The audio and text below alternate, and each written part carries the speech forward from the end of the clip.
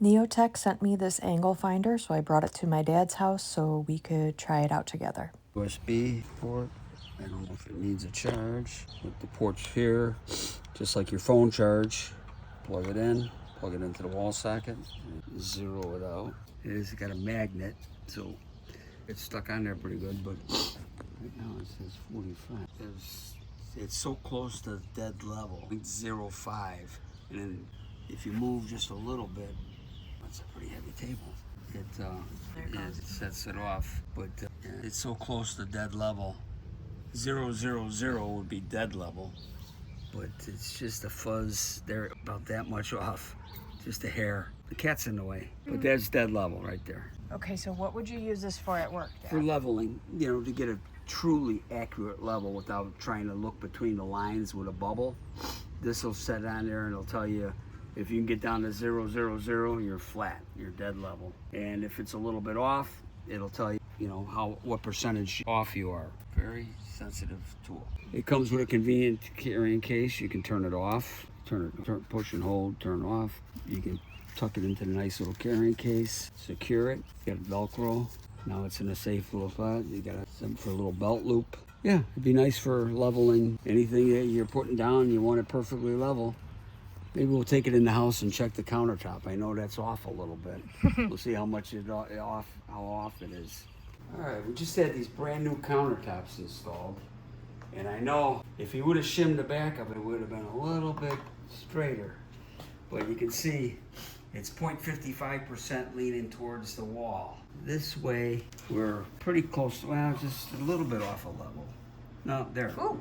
At the edge of the counter, it's almost dead level. But then when we turn it, see, you get it that way? I can't see it. What's the reading? 0.25. So it's almost 1/4 of an inch off from the front to the back. Now, the countertop, we're still off just a little bit on that from side to side. 0.25, almost about the same. So I'm laying tile right now, and which is gonna mean if I keep the top of my tile level, I'm gonna have a bigger gap here than I will down at the other end. So it'll be a wide caulk joint. Nothing I can do about it.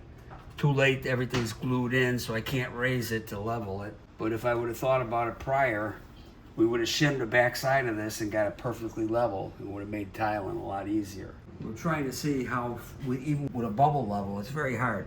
If you're off the shims, you can see your line is actually the bubble is actually touching the line, which means you're low on this side. So if we take the two shims and we kind of get it, it's kind of hard to see because you're just trying to get the bubble between there. We'll see how close we are with the bubble between there. And see, we're still, even with the bubble there, it's still off a little bit because it's hard to see the line. It's a hair one way, a hair the other way. Mm-hmm. If we kick it up a little bit, does that help or make it worse? Oh, it's still 10 or 5. Maybe it's less. There we go. Now we're at 0. Now, if you look at the bubble, it's still hard to determine between the bubble between the two lines to get it exact. But with this device here, it tells you you're dead on. Yeah. See, we have a gap here, so we're flat here at the edge, 2 foot back. We've got almost 1/8 of an inch, maybe. Now it says 0.05 on here. Yeah. Well, it's because I pushed on it. Yeah. No, it's just that.